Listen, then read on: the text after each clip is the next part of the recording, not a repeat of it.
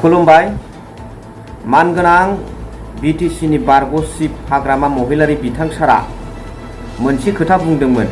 आं बिटिसिनिसो चिफ जागोन, बिटिआरनि जाया, बिटिआरनियाव प्रमद बर' बिथाङासो जागोन होननानै। बेखौ लानानै गोबां निउस मिडियायाव दामदों। मा अर्थ बुजिदों रनजित बसुमतारी बिथाङाबो होनगुलायदों। दा बेनि एन्सारखौ मानगोनां जोंनि रिटायार्ड अफिसार अमर सिंह ब्रह्म सारा जोबोद मोजाङै फिननाय होदों। आरोबाव खाम्फा बरगयारी बिथाङाबो बेनि अर्थ मिनिंखौ मा बुजिखो आलादा महरै होदों। बिथांनि एन्सारखौथ' गोबाङानो होबाय, नाथाय नैबे रनजित बसुमतारी बिथांनि खुगायाव संख्रि होनो थाखाय, लुवाद मानलानायाव संख्रि होनाय बायदि होनो थाखाय अमर सिंह सारा दिनै थैयार जादों, रेडि जादों। बिथाङा गोबां जुक्तिजों खोथा बुंदों। जोबजासिम नोंथांमोना नायलांनानै जोबनायाव कमेन्ट हरबानो जाबाय। लोगोसे बिथाङा अमर सिंह ब्रह्म सारा बुंबावदों आरो फोरमानजों लोगोसे बिथाङा रायजो राजाफोरनो खोन्थादों जे रनजित बसुमतारी इएम फेरेंगाया दिनै पावाराव फैखांनायनि उनावहाय आफ्टार बिकामिं द इएम अफ बिटिसि बिथाङा गावनि पावारखौ माबादि एक्सारसाइज खालामदों आरो एक्सारसाइज खालामनायजों लोगोसे बिथाङा गोरोन्थि लामाजों गावनि पावारखौ बाहायनानै बिथांनि एनजिअनि माखासे मावथि बिथांमोननि गेजेरजों बिथाङा माखासे बर' रायजो राजाफोरखौ दानख्रुब सुख्रुब गावग्लुं गावसि खालामदों। बेनि सासना दि एन्ड जानो थांगासिनो दं। फेरेंगा डांगरियार हाहन समाप्त हबलै गयासे। बेयो खाथां फैगौ 2025नि सेप्तेम्बर मासाव जानो गोनां बिटिसि इलेक्सनाव बिथांनि बे साजाखौ रायजो राजाफ्रा होगोन। लोगोसे अमर सिंह ब्रह्म सारा माबादि तथ्यजों माबादि फोरमानजों खोन्थालांदों बेखौ नोंथांमोना रग' रग' नायनानै लादो। दा मैया बड'लेण्ड बुब्लि निउज पर्टेलाव जोंना मानगोनां रनजित कुमार बसुमतारी अरफे बि फेरेंगा बिथाङा माने बिटिसि आरो बिटिआर जोंनि मानगोनां आगोलनि बारग' बिटिसिनि चिफ श्रीजुत हाग्रामा महिलारिखौ बिटिसिनिसो चिफ जायो, बिटिआरनि आं चिफ जाया, आङो बिटिसिनि चिफ जागोन, प्रमद बर'आ बिटिआरनि चिफ जागोन बुंनाय खोथाखौ लानानै बिथाङा बिराद आक्रमन खालामनानै हाग्रामा महिलारि सारनि सायाव माने गाज्रि माखासे सोदोब बिथाङा बाहायनानै निउज पर्टेलाव खोथा बुंदों। बिथांनि बे निउज पर्टेलाव होनाय बे खौरांखौ नुनानै आङो जोबोद लाजिनाय मोनखांदों, मिनिनोबो ओंखारदों। रनजित बसुमतारी बादि सासे बिटिसिनि इएमआ बिथाङा जे बिराद नलेजनि अभाब, बिथांनाव जेबो कनसेप्ट गैया, बे जिनिसखौ बे निउज पर्टेलाव मैया बुंनायनि दारै बिथाङा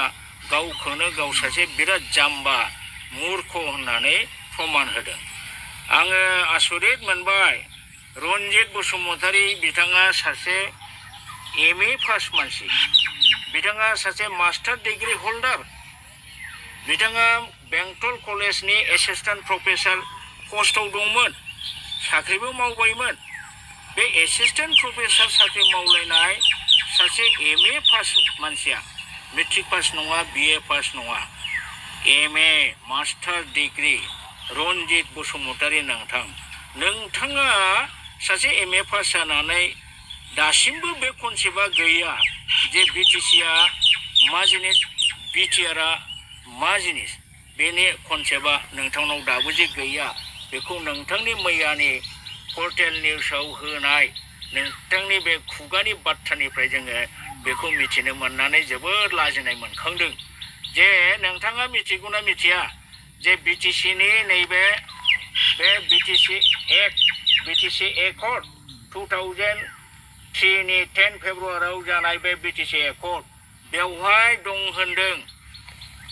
The objectives of the agreements are to create autonomous self-governing body to be known as Bodoland Territorial Council within the state of Assam to provide constitutional protection under 6th schedule to the said autonomous body. So, according to BTC Accord, now later it became Act. Bini mote BTC मोनसे self-governing body under the provision of constitutional safeguard of 6th schedule. 6th schedule नि under BTC मोनसे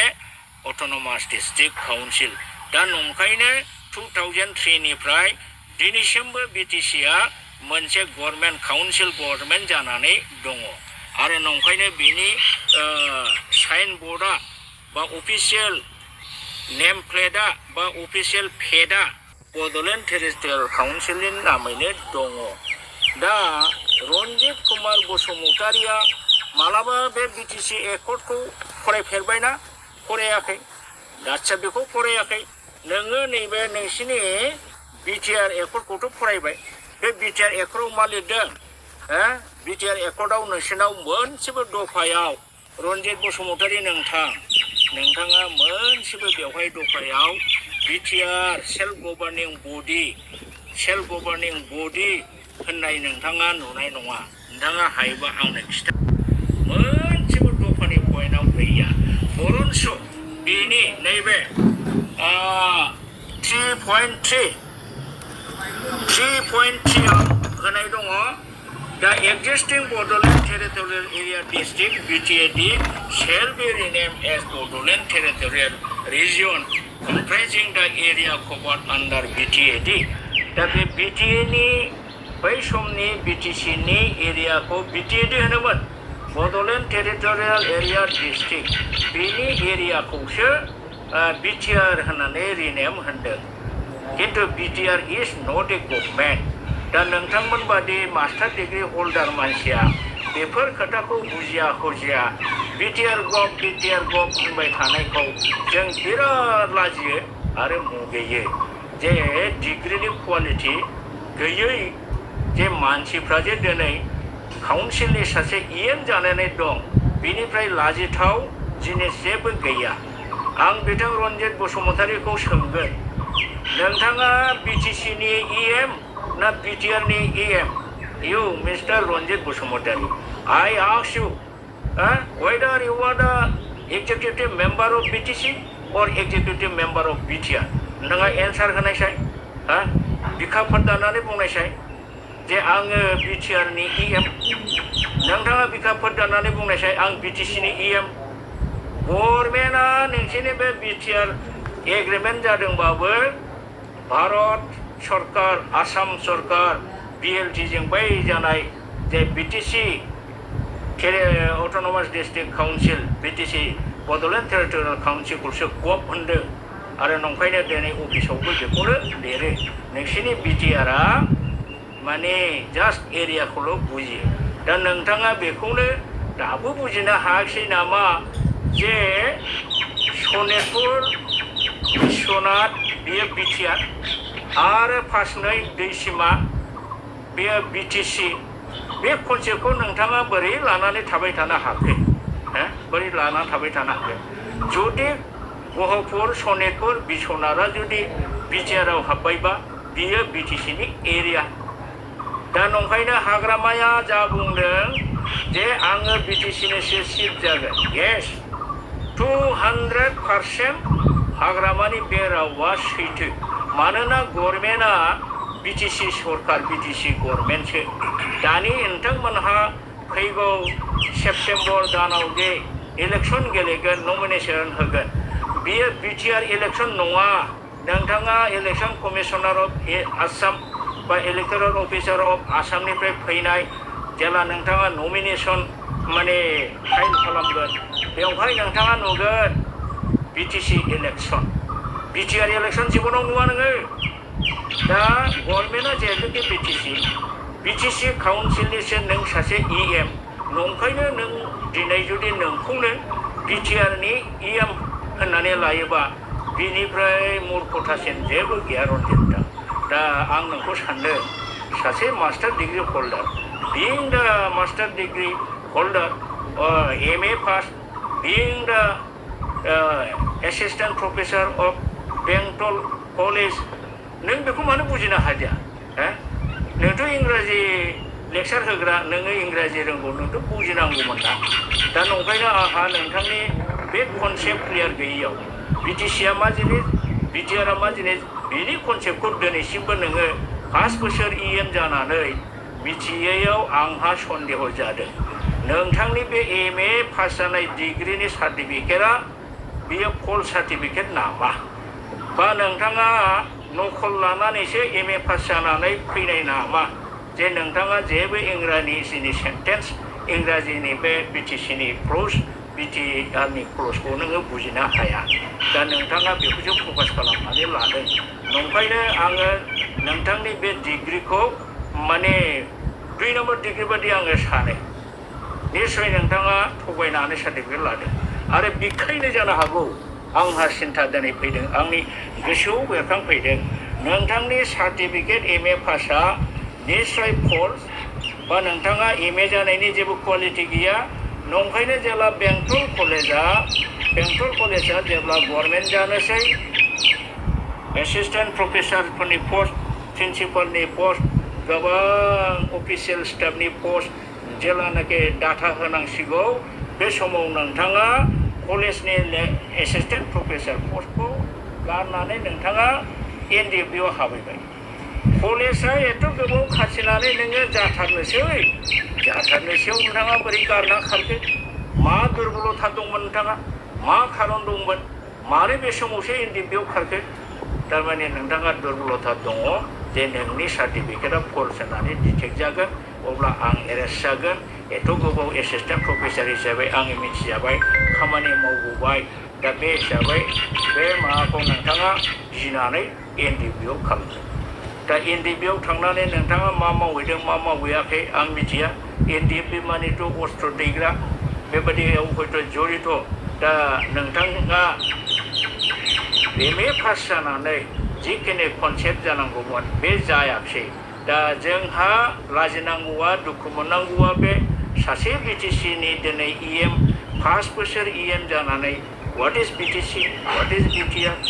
नोङो बबे BTC गभर्नमेन्टनि ना BTR गभर्नमेन्टनि EM बेखौनो U don't आन्डारस्टेन्ड बिं द मास्टार डिग्री दा बे जिनिसा सन्देहजनक जाबाय नोंथांनि सार्टिफिकेटआ निश्चय माने डाउटफुल बे जिनिसा खोथाया क्लियार दा नंखायनो नोंथाङा हाग्रामा महिलारिखौ आं बिटिसिनिसो चिफ जागोन होननायाव भुल मोनदों भुल गैया गभर्नमेन्टआ दाबो बिटिसिसो नोंसोर इलेक्सन जानानै गभर्नमेन्ट दाफैबाव नोंसिनि गभर्नमेन्टआ बिटिसिसो जागोन इउ आर दा इएम अफ बिटिसि गभर्नमेन्ट बेसो बिटिआर नङा रन्जित दिनै नोंखौ क्लास लानांगौबा आरो बुजियाब्ला नोंथाङा आंनि खाथियाव मालाबा फै आं नोंथांखौ थन्न बुजायगोन आरो बिटिआर एग्रिमेन्टआव जाय बिटिआरखौ नोंसोर बिराद गिदिर सानो बे बिटिआरआव जेबो पावार एन्ड फांसन गैया बे बिटिआरजों नोंथाङा होनदों जोङो बर'फा उपेन्द्रनाथ ब्रह्मनि बेबो नोंथांनि खोथा बुंनायाव दङ बे एखे केसेटआवनो बर'फा उपेन्द्रनाथ ब्रह्मनि बे आदर्श नीतिजों बिनि आदर्श नीतिजोंसो जोङो गेरेमसा बर' हारि दानो जोङो इउपिपिएलआ नाजादों बा खामानि मावगासिनो दं नोंथांनि बे उपेन्द्रनाथ ब्रह्मनि आदर्श नीतिजों खामानि मावग्रानि फिसाब्ला नैबे बिटिआर सुक्तियाव नोंथांमोनहा मा लिरनानै गारबोआ मा लिरनानै गारबोआ Negotiations were held with both organizations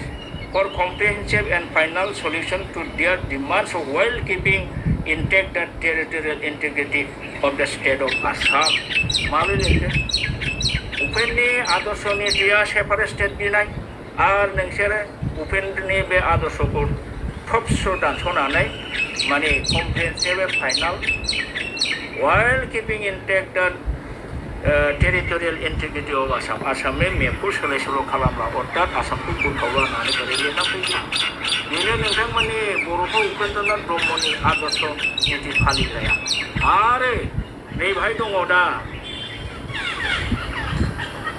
गावनि चेन्जिं Changing Trend of the Bodoland Transforming Bodoland होननाय मोनसे बिजाब दिहुनदों बेवहाय भास्कर ज्योति महन्त DGP रिटायार्ड DGP of आसाम बाहाय बिथाङा लिरदों जे 1987 निफ्राय बर'फा उपेन्द्रनाथ ब्रह्मनि दिननिफ्राय स्ल'गान होबोनाय डिवाइड आसाम 50-50 आ नैबे 2020 नि 27 जानुवारिनि प्रमोद बर'नि BTR एग्रिमेन्टनिफ्राय जोबफैबाय This is the end of the Bodoland demand होननानै बुंबाय होमब्ला बे सासे DGP आसामनि टप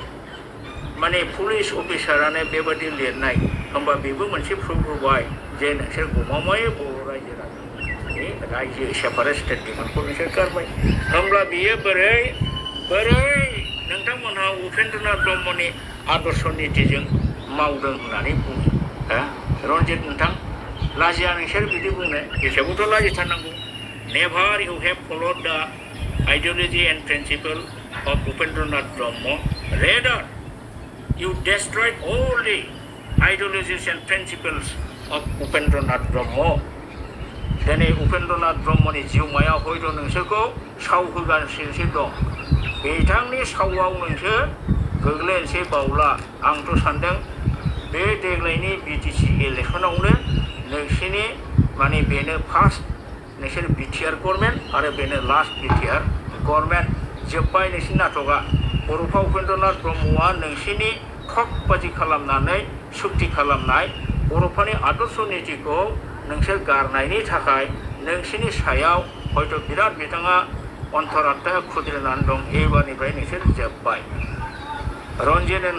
नोंथाङाथ' नोंखौ बिराद सुपार हिर' माने हिटलार टाइप नोंथाङा साननानै लायो दा नोंथाङा गावखौनो गाव बिराद गोरों सानो खिन्थु नोंथांनि रोंनाया बेसेबां नोंथाङा बबे दैनि गाथोन दै गोथौनि ना थौलिनि ना मावा ना सान्दा दिनै बर' रायजो राजा BTC ओनसोलनि रायजो राजाया नोंथांखौ सिनायनो बाखि गैला नोंथांनि आखल आखु नोंथांनि बिहेभियार नोंथांनि रायजो खुंनाय केपासिटि बयबो दिनै मिथिबाय उन्दै गिदिर आं नोंथांखौ रिमाइन्ड खालामनानै होनि नोंथाङा 2021 आव जाहारबारि गामिनि जथुमा बसुमतारी 24 बोसोर बैसोनिमोन बेखौ उन्दुबाय थानाय समाव फरेस्टनि NGOनि सोद्रोमा बिथांमोनहा मेगन बुख्रुबनानै फैदों दा मेगना खाना जानानै थाबाय बे मानसिनो मेगनखौ सिकित्सा खालामनो थाखाय नोंथाङा ट्राक गंसे दंफां सेंसन हरनानै बेखौ फाननानै मेगनखौ सिकित्सा खालामहोदोंमोन नाथाय मेगना टटेलि खाना जाबाय मेगन नुनो मोनला सासे मानसिनि जिउ खांनांगौआ मेगन नुयैनि थाखाय दिनै अन्धकार जाबाय बेहायबो नोंथांनि अरिहना दङ नोंथांनि माने बेवहाय नोंथांनि किसु एंगेजमेन्ट बा इनभल्भमेन्ट बेवहाय नोंथांनि दङ 9/12/2022 नोंथाङा निस्सय गोसोआव दङ बेनामिन बसुमतारी बिफा हायथा बसुमतारीखौ बिथाङा सेननि ना नायनानै न'आव फैबाय थानाय समाव फरेस्टनि NGOनि केडारफ्रा बेखौ फेन्दायाव गावनानै जखम खालामो सन्त्रास गावग्लुं खालामनानै फेन्दायाव गावफायनानै नोंथांमोनहा बेखौ जखम खालामनानै दिनै पंगु खालामो दा मानसिखौ मोन्दों होननानै बेयो दंफां लायदों जुदि गमामायै लायदोंबा खानानै दोनना बेखौ जेलाव हरनो हायामोन मानो डाइरेक्ट फेन्दायाव गावखौ NGOनि मानसिया बहा सिलाय मोनखो बोरै गावनो हाखो नोंथाङा बेखौ मालाबा रिप्लाइ होनायसाय खेंफोरथि होनायसाय जे NGOनि मानसिया बोरै सिलाय मोनखो नोंथाङा क्लियारिफिकेसन हो दा बेबादि नोंथाङा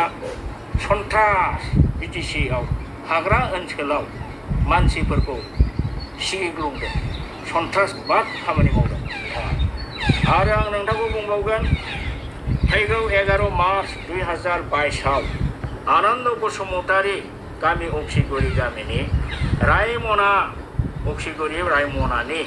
बन लायनो थांनायखौ सिखा खुख्रिजों जनि मानसिफ्रा आथिं आखाइ दानख्रुबो। बन लायनो थांबा गोदो गोदायनिफ्रायनो हाजो ओनसोलना बन लायनानै जाग्रा बन फाननानै जाग्रा जोंहा बर'नि मोनसे कालचार। ट्राइबेलनि आखुआनो हाग्रा बंग्रा थांनानै नाहा मैहा थांनानै बन लायनानै जाग्रा बे मोनसे कालचार। दिनै नोंथांमोनहा बिटिआर एग्रिमेन्ट जाखांनाय लोगो लोगो नोंथांमोनहा सरकार दानाय लोगो लोगो दिनै हरखाबै गासिबो बर'नि कालचारखौ बोलोयै एकदम माने बोलो बाहायनानै हथारै फोजोबस्रांनो नाजानाया बे थिग जाया। नोंथांमोनहा लासै लासै मानसिफोरखौ हय इलिगेल मावदों साजा हो आयेन बिजिर जेल नांगौबा जेलाव सो, नाथाय नोंथांमोनहा माबोरै डाइरेक्ट नोंसोरो माने आयेनखौ आखायाव लायो। आथिंखौ बिथांनिखौ हान्थुखौ दानख्रुबबाय, RMB हस्पिटालाव रायजो राजाया फैसा खांनानै सिकित्सा खालामबाय। नोंथांमोननि थरफनिफ्राय बा NGOनि थरफनिफ्रायथ' एक फैसाबो बिथांनो दान होनाय जायाखिसै, हेल्प होनाय जायाखिसै। दा बे बेसेबां नोंथाङा माने इनहिउमेन एक्टिभिटिस नोंथाङा खालामगासिनो दङ। 14 आगस्ट 2023 नागेश्वर बसुमतारी मालिबिटा चिरांनि बे चिरांनि मालिबिटानि गामिनि नागेश्वर बसुमतारी बिथांखौ फरेस्टनि मानसिफ्रा न'निफ्राय हमनानै लांनानै थाख्राय दै सेराव गावथारहैदों। अस्त्र नागिरहोनो लांनानै लां अस्त्रखौ नागिरहो, नाथाय बेखौ लांनानै फल्स नागिरफ्लानानै मानसिखौ दै जिङाव गावथारनानै गारबोनाया बे नोंथांमोननि बिराद आयेननि बिरोधि जादों। जे सासे मानसिया दायोबा हमनो मोनखानाय मानसि जेलाव सोदो, नांगौबा जुदि केसा गिदिरबा थैजासे पानिशमेन्ट जेलाव सोदो, बिदि होननानै मानो गावथारनांगौ? बर' मानसिफ्रा बर'खौनो नोंथांनि फरेस्टनि मानसिया बर'खौनो गावथारनो खुनु एसेबो गोसोआव हमथानाय गैया, दिदाबद गैया, निस्थुरभाबै अननाय खाननाय गैयालासे नोंथाङा मानसि बुथारहोगासिनो दं NGOनि थ्रुयै बा डिपार्टमेन्टनि थ्रुयै। दा नोंथांनि बेखौ नायोबा नोंथाङा जे एकदम हिउमेनिटि गैया, नों जे सासे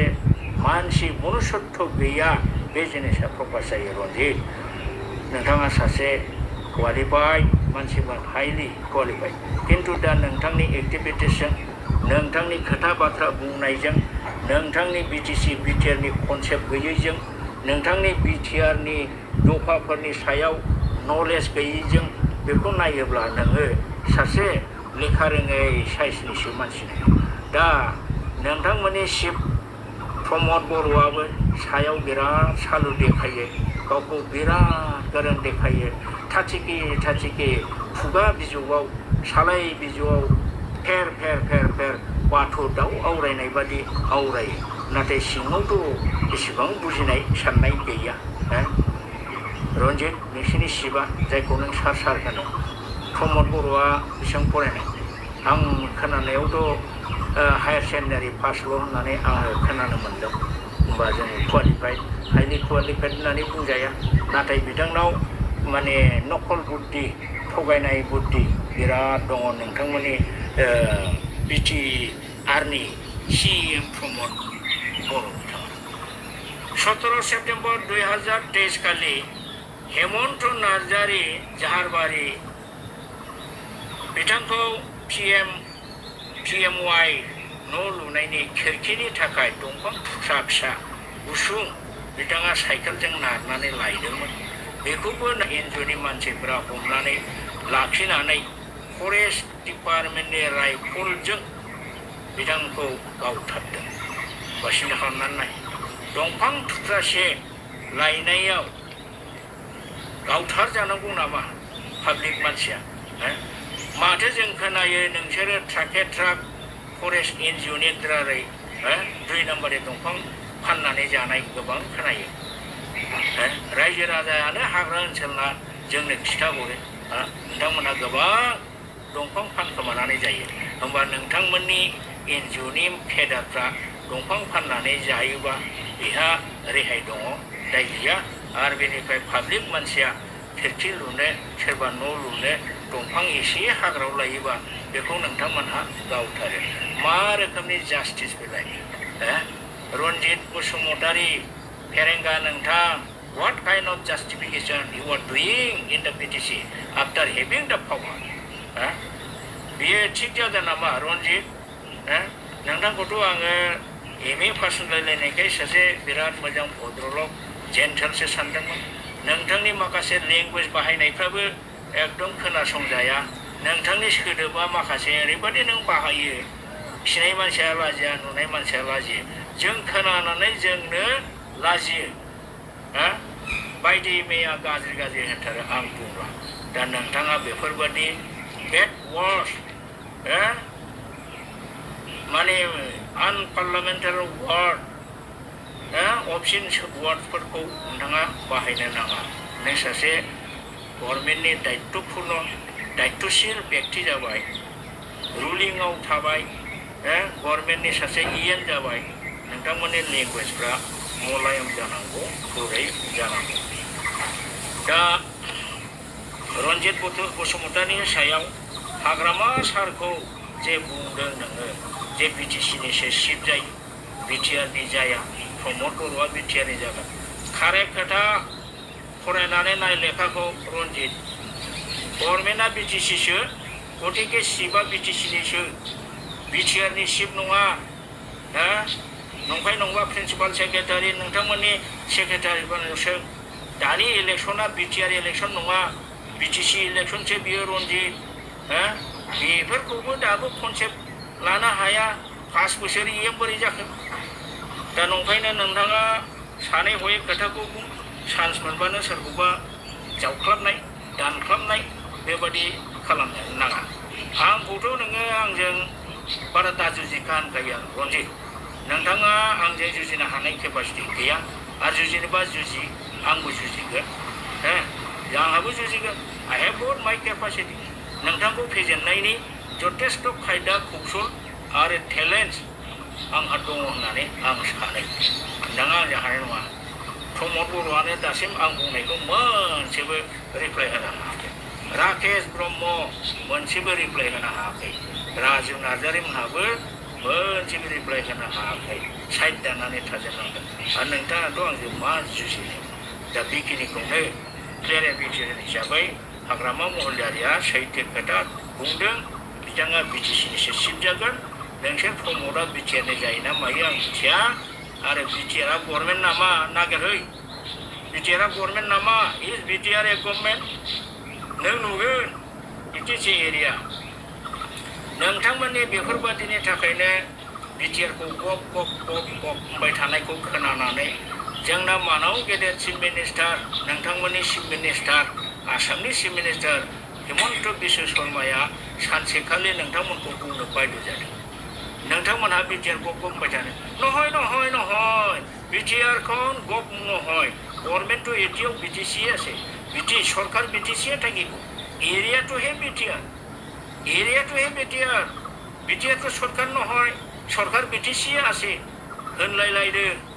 ससियेल मिडियायाव नोंथाङा नुदोंना नुवाखै दुनियानि मानसिया नुजोब्बाय दा बेफोर नोंथांमोननि कुवालिटिखौ फोरमायो दाबो बे ट्रेन्सफर्मिं बड'लेण्ड लेखायाव साइडआव बिटिआर गप लिरलायबावदों नोंसोर लासिं सिं आरो फैगौ 125 एमेन्डमेन्टआवबो बिटिआर गप जाया जोंहा फोथायनाय दं बिटिआर गप जाया बिटिसिया गपा बिटिसियानो थागोन बेखायनो हाग्रामा महिलारि सारनि जानानै आंनो नोंथांनो माबाखौ रिप्लाइखौ होबाय आरो नोंथाङा आंजों counter होबावनोबा होबाव I on behalf of our honorable ex-chief of the BTC Hagrama Mohilari do reply today to you for your yesterday's